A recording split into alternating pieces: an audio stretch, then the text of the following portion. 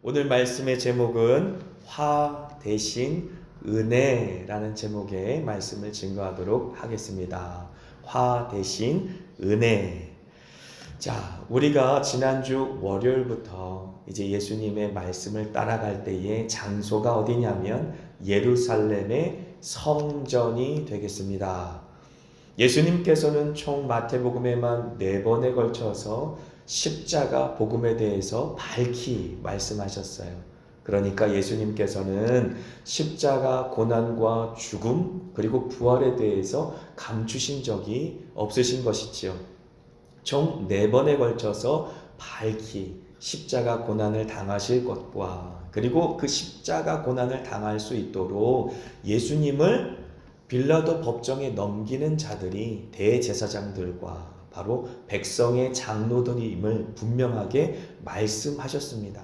그래서 지난주 월요일부터 이제 마태복음 21장 23절부터 시작하여 23장에 걸친 전체 내용은 바로 예수님께서 예루살렘에 올라가셔서 이제 십자가 지시기 위해 고난 당하는 그 직전에 이제 예루살렘 성전 안에 당신을 십자가에 넘겨줄, 이방인의 손에 넘겨줄, 그래서 죽임당하게 할 그 장본인들인 종교 지도자들을 만나시고 너무나 성실하시게 그들을 향하여서도 하나님의 메시지를 전달하는 것을 우리는 발견하게 되는 것이지요.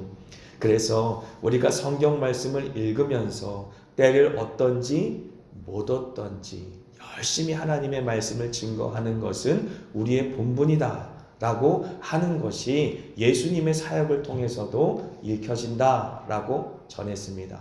뿐만 아니라 우리가 자칫 잘못하면 잘못된 예정론을 잘못 이해하여서 하나님이 다 구속하도록 예정하셨으면 굳이 우리가 전도할 필요가 있어? 굳이 저렇게 완악한 사람들 우리가 찾아가서 복음 증거할 필요가 있어? 하나님께서 때가 되면 그 사람들 구원할 것이 아닌가라고 생각할 수도 있고, 반대로 만약에 바로처럼 저 사람들이 완악하여 결국은 나를 팔아, 예수님을 팔아 십자가에 넘길 사람들이면, 그래서 우리 입장에서 생각하면 저 사람들이 우리를 박해하고 비난하고 결국은 지옥 백성이어서 그렇게 지옥에 갈 사람들이라면 굳이 우리가 나서서 그들을 위해서 복음을 증거할 필요가 있는가라는 생각을 완전히 해소해주는 장면이다라고 하는 것이지요. 왜냐하면 예수님의 12명의 제자 가운데도 예수님을 팔았던 가룟 유다가 섞여 있었던 것처럼 예수님께서 제자들을 사랑하시되 끝까지 사랑하셨다라고 하는 말씀이 거짓이 아니었던 것처럼 예수님께서는 이 땅에 죄인들을 향하신 그의 사랑을 거두신 적이 없었다. 심지어 이방인들의 손에 팔려서 넘겨줄 장본인들을 향하여서도 이렇게 성실하시게 설교 말씀을 전하시고 3가지의 비유를 베풀지 않습니까? 그리고 계속해서 공격해 들어오는 모든 질문에 논쟁을 하셨지만 그 논쟁을 통하여서도 그들을 설득하려고 하였다라고 하는 사실을 우리는 잊지 말아야만 하는 것입니다. 그렇게 주님께서는 성실히 성전에서 복음을 전하신 것이죠. 하나님의 메시지를 전달하신 것입니다. 그런데 오늘 그 메시지를 증거하시면서 예수님께서 화 있을진저라고 말씀을 시작하세요. 화 있을진저의 화는 무엇입니까? 재앙을 말하는 것이지요. 이 땅에 인간이 만날 수 있는 모든 재앙들을 우리는 화라고 생각할 수 있어요. 하지만 본문을 들어서 우리가 이 화를 이해해 본다면 진정으로 예수님의 그 음성을 듣고 있는 그들이 받을 화는 무슨 화인가? 이 땅에서 받는 재앙들이 아니다라는 사실을 알 수가 있어요. 13절 보시죠. 13절 보시면 화 있을진저 외식하는 서기관들과 바리새인들이여 너희는 천국 문을 사람들 앞에서 닫고 너희도 들어가지 않고 들어가려 하는 자도 들어가지 못하게 하는도다. 무슨 말입니까? 그들이 당할 화는 천국에 들어가지 못하는 재앙, 하나님께 버림받되어서 천국문 밖에서 슬피 울며 이를 갈미 있으리라 라고 말씀하신 그 재앙이 닥치는 것을 주님께서는 지금 경고하시는 것입니다. 천국에 못 들어간다. 너희 이렇게 살면, 이렇게 믿으면 결국 너희들은 천국에 못 들어가 라고 예수님이 직접 경고하고 계시는 것이 얼마나 놀랍고 또 얼마나 무서운 경고입니까? 그런데 그 경고를 듣고도 결국은 그들은 예수님께 그의 모든 살기가 등등하여 이방인의 손에 팔아 그를 십자가에 못 박혀 죽게 하지 않습니까? 그리고 15절 말씀 보시죠. 화 있을진저 외식하는 서기관들과 바리새인들이여, 너희는 교인 한 사람을 얻기 위하여 바다와 육지를 두루 다니다가 생기면 너희보다 배나 더 지옥 자식이 되게 하는도다. 무슨 말입니까? 천국에 못 들어간다. 그리고 너희는 지옥 간다 라고 분명하게 천국과 지옥에 관한 복음을 전달하신 것이지요. 예전에 보면 우리나라에 이제 한참 복음이 뜨거웠을 때에 예수 천당 불신지옥이라는 그 팻말을 들고 전도하는 분들이 많이 계셨어요. 전철에서도 그렇고 전철역에서도 뭐 서울역 같은 데도 지금도 예수 천당 불신지옥 그 문구가 너무 강렬하고 너무 원색적이지 않은가, 좀 온유하게 전도하면 좋지 않은가 라고 이야기하는 사람도 있지만 예수 천당 불신지옥의 원래 모델이 누구예요? 원조가 예수님이다. 지금 막 그렇게 말씀을 하시는 거예요. 예수님의 말씀, 그의 가르침 가운데로 들어오면 천국에 들어갈 터인데, 지금 내가 천국 자체로 천국에 들어갈 수 있는 문으로 너희 가운데 임했는데 나를 끝까지 외면하면 너희들은 천국에 못 가. 결국은 지옥에 갈 수밖에 없어 라고 지금 예수님께서 직접 예수 천당 불신 지옥에 대한 복음을 원색적으로 선포하고 계시는 것이지요. 그런데도 불구하고 그들은 마지막 경고, 마지막 알람을 듣지 못하고 꺼버리는 것이지요. 저희 집안에 아이들이 4명이 있는데 다 아롱이 다롱이라고 정말 달라요. 그 중에는 알람 소리로 죽어도 못 듣는 아이가 있어요. 제가 누구라고 말은 안 하지만 알람 소리를 죽어도 못 듣는 아이가 있어서 정말 알람 소리만 듣기만 하면 자지러질 것 같은 그런 알람 소리를 맞춰놓고도 계속 울리는데도 못 듣는 아이가 있어요. 그런데 지금 딱 이 상황이 그런 것 같습니다. 그래서 하나님께서 예수 그리스도를 통하여 직접 복음을 증거하시고 예수 믿으면 천국 가고 내가 너희들을 위한 천국의 문으로 지금 왔다. 그러니 나에게로 와라. 나에게로 와라. 직접 그분의 모습을 보여주시고 그의 음성을 들려주시고 직접적으로 경고하시는데도 불구하고 그들은 듣지 않고 있다라는 사실을 가지고 이 본문의 말씀을 보신다면 좀 더 깊이 있게 이해가 되실 수 있겠습니다. 그렇게 말씀하시며 도대체 그들은 왜 천국 자체로 오신 예수님, 그리고 천국을 이제 전하시고 또 지옥 백성이 될 수밖에 없는 그들을 일깨우기 위하여 오신 예수님의 음성을 외면하고 있는가? 2가지로 분명하게 예수님께서 말씀하십니다. 첫 번째는 그들의 신앙이 외식하는 자였기 때문에 그렇습니다. 그래서 13절 다시 한번 읽어보겠습니다. 화 있을진저 외식하는 서기관들과 바리새인들이여, 너희는 천국 문을 사람들 앞에서 닫고 너희도 들어가지 않고 들어가려 하는 자도 들어가지 못하게 하는도다 라고 말하고 있는 것이지요.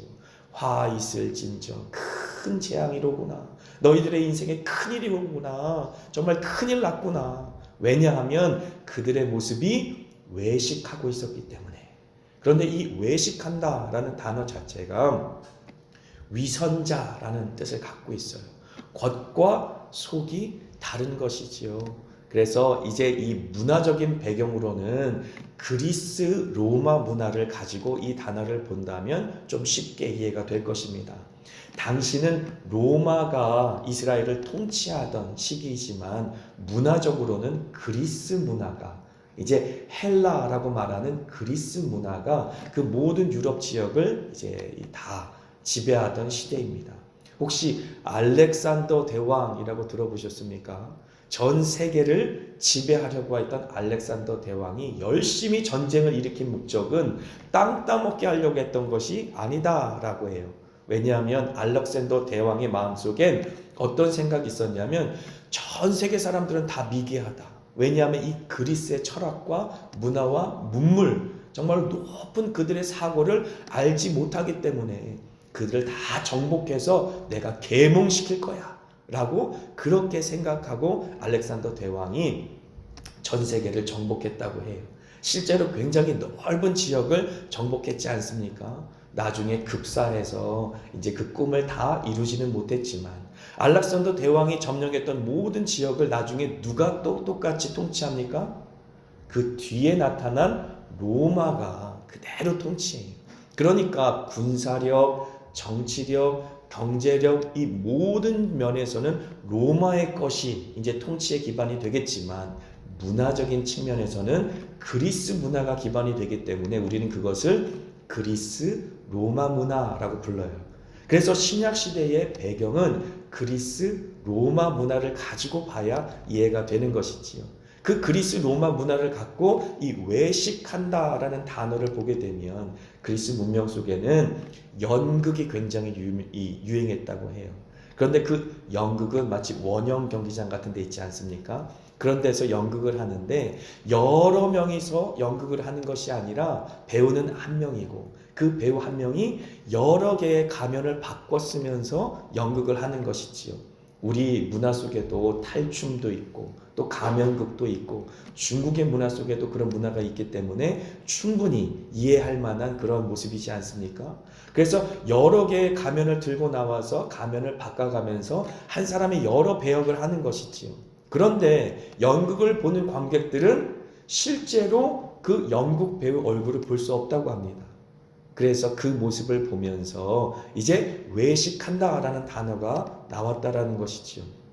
실제 그 사람의 모습이 어떠한지 모르고 끊임없이 상황에 따라 자신의 가면을 바꿔 쓰는 모습, 그것이 바로 예수님께서 질타하신 바리새인들, 서기관들, 백성의 장로들, 종교 지도자를 향한 예수님의 질타였다라는 사실을 알 수 있는 것이지요.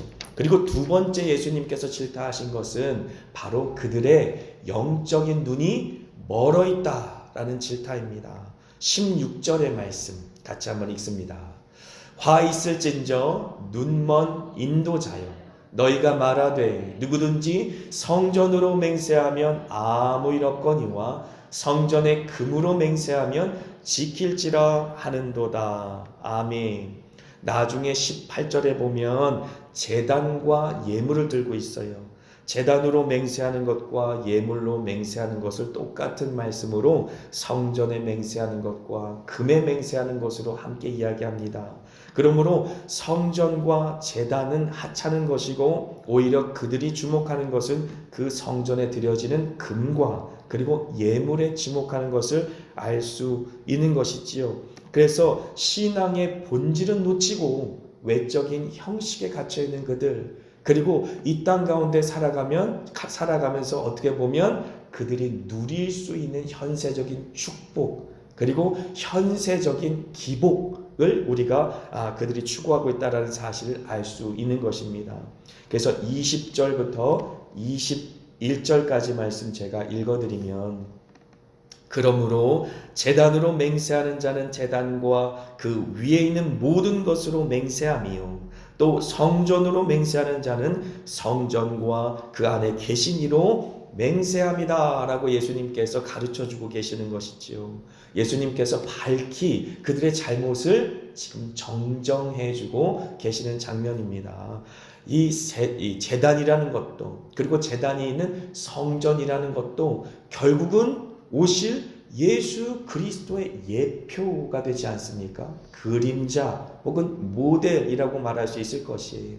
하나님께서 아담과 하와가 범죄하고 그의 모든 허물을 가리기 위해 가죽 옷을 입혔던 그 시점부터, 그래서 처음에 가인과 아벨이 태어나서 첫 새끼 그 양을 갖고 하나님 앞에 예배를 드렸던 이 아벨의 제사부터 하나님께서는 끊임없이 이제 피의 대속의 제사에 대한 모습을 보여주셨어요.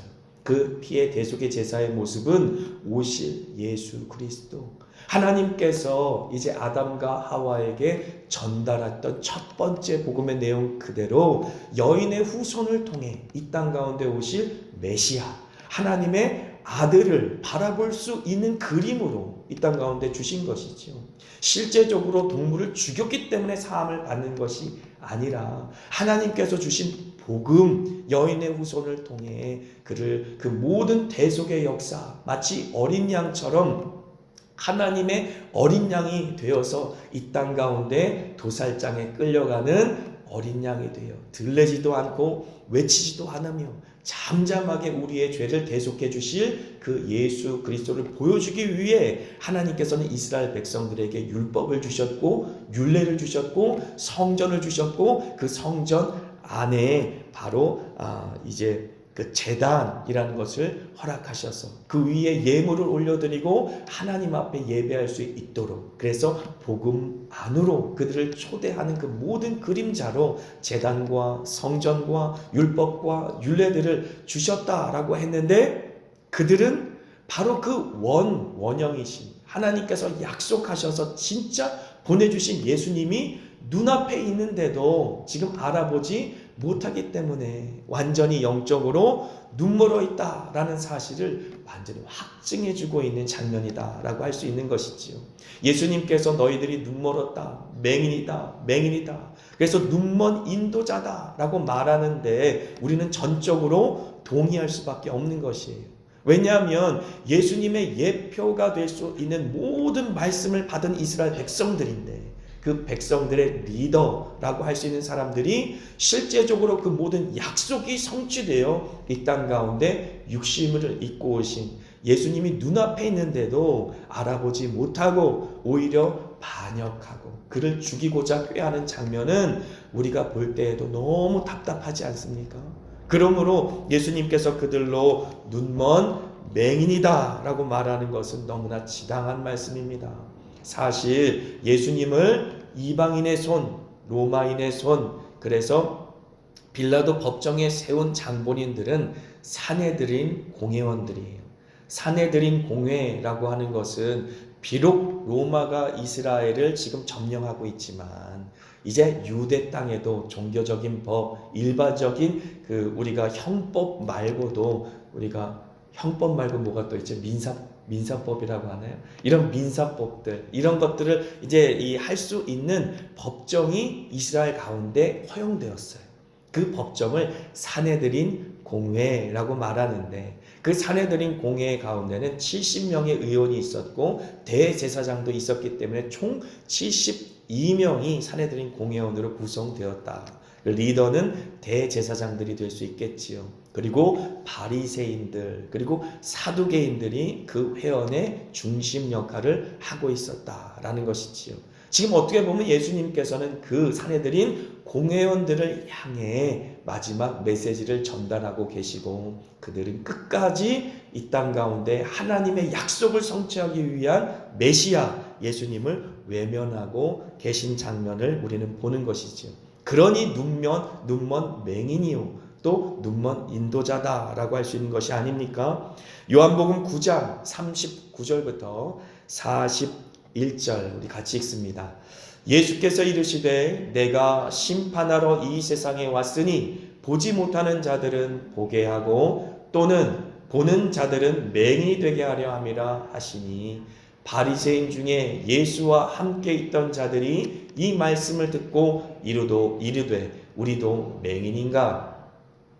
예수께서 이르시되 너희가 맹인이 되었더라면 죄가 없으려니와 본다고 하니 너희 죄가 그대로 있느니라 라고 말하는 것이지요. 죄가 있기 때문에 구원을 받지 못하는 것이 아니라 스스로 죄를 인식하고 인정하고 죄를 사해 줄 수 있는 구원자 예수를 영접하지 않기 때문에 심판에 이르고 있다라는 사실을 분명하게 얘기하는 것이지요. 구원의 문이 활짝 열렸고 천국이 이미 임했는데도 그 안으로 포도원이라고 하는 그 품으로 들어오지 못하는 그들을 안타까이 여기며 마지막까지 그들에게 메시지를 증거하고 있는 것입니다. 도대체 이들이 왜 이렇게 영적인 소경이 되어버렸을까요? 그 이유는 어떻게 보면 우리가 읽은 본문 속에도 감춰져 있습니다. 성전보다 금을 더 중요하게 생각하고 제단보다 예물을 더 중요하게 생각했던 그들의 삐뚤어진 신앙, 그들의 죄악상 말입니다. 그래서 요한복음 3장 19절에는 그 정죄는 이것이니 곧 빛이 세상에 왔으되 사람들이 자기 행위가 악함으로 빛보다 어둠을 더 사랑하였다라고 니고데모에게 말했지 않습니까? 사내들인 공회원 중에 한 명인 니고데모를 향하여서 너희들은 빛보다 어둠을 더 사랑했기 때문에 스스로 눈을 감은 맹인이 된 것이다 라고 한 것이지요. 하나님께서는 그들의 눈을 띄어질 수 있도록 끊임없이 선지자들을 보냈고 마지막에는 그 아들 예수를 보내셔서 직접 복음을 증거하셨음에도 불구하고 그들은 마지막까지 자신들이 죄를 더 사랑하기에 자신 스스로 맹인을 선택한 것이다 라는 사실을 우리는 알 수 있는 것이지요. 우리 삶에는 어떻게 적용할 수 있을까요? 요한일서 1장 8절로 10절까지의 말씀 같이 한번 읽습니다. 만일 우리가 죄가 없다고 말하면 스스로 속이고 또 진리가 우리 속에 있지 아니할 것이요. 만일 우리가 우리 죄를 자백하면 그는 미쁘시고 의로우사 우리 죄를 사하시며 우리를 모든 불의에서 깨끗하게 하실 것이요. 만일 우리가 범죄하지 아니었다 하면 하나님을 거짓말하는 이로 만드는 것이니 또한 그의 말씀이 우리 속에 있지 아니하니라. 할렐루야. 아멘. 각성이란 말이 있어요. 영적인 각성. spiritual awaken 이라는 단어도 쓰고요. revival 이라는 단어는 부흥이라는 단어로 우리가 쓰지 않습니까? 영적인 각성이 일어나고 영적인 부흥이 일어날 때 반드시 일어나는 것이 무엇이냐면 내 안에 있는 죄를 인식하고 깨닫는 것이지요. 그리고 화로다. 나로 망하게 되었도다 라고 고백한 이사야의 고백이 그대로 우리 심령 가운데 다시 하나님께 고백되어지는 것이 이대로 살다가는 내가 천국에 못 가고 지옥에 가겠구나. 내가 하나님의 그 모든 빛보다 죄의 그 어둠을 훨씬 사랑하고 있구나 라고 고백하며 죄를 버리고 하나님께 돌아가는 회개의 역사가 일어나는 것이 영적인 각성이고 영적인 소경된 자가 눈을 뜨는 그런 현상이다라고 말할 수 있는 것입니다. 그러므로 회개만이 죄인된 우리들을 거듭나게 하여 천국 백성이 되게 할 수 있으며 또한 매일 매순간 회개만이 하나님의 자녀들로 하여금 하나님의 자녀답게 살 수 있도록 그렇게 영적으로 살게 하는 줄을 믿습니다. 그래서 마태복음 9장 12절에 같이 읽습니다. 예수께서 들으시고 이르시되 건강한 자에게는 의사가 쓸데없고 병든 자에게야 쓸데 있느니라 라고 말씀하십니다. 우리는 늘 예수 그리스도 앞에 나가 그 생명의 빛 앞에 우리의 모든 죄됨을 밝히 보게 되는 그런 각성, 부흥의 역사가 있어야 되는 줄 믿습니다. 로마서 3장 23절의 고백이 우리의 고백이 되어야 합니다. 같이 읽습니다. 모든 사람이 죄를 범하였음에 하나님의 영광에 이르지 못하더니 우리가 Amazing Grace 나 같은 죄인 살리심 주 은혜 놀라와 잃었던 생명 찾았고 광명을 얻었네 라고 말하지 않습니까? 바리새인 사두개인은 스스로 빛내려고 했던 것이 스스로 자신의 의로움을 드러내므로 스스로 뽐내려고 하였던 것이지요. 하지만 우리는 스스로 빛을 낼 수 있는 존재가 절대 아니지요. 하나님께서 예수 그리스도로 말미암아 그의 광명된 빛을 우리 마음속에 비춰주실 때에 모든 죄와 악이 허물이 사해지고 우리 안에 하나님의 형상이 회복되며 조금씩 예수를 닮아가며 원래 죄인이었던 우리들이 예수의 자녀로 아름답게 살아나고 또 살게 되는 역사가 있는 것입니다.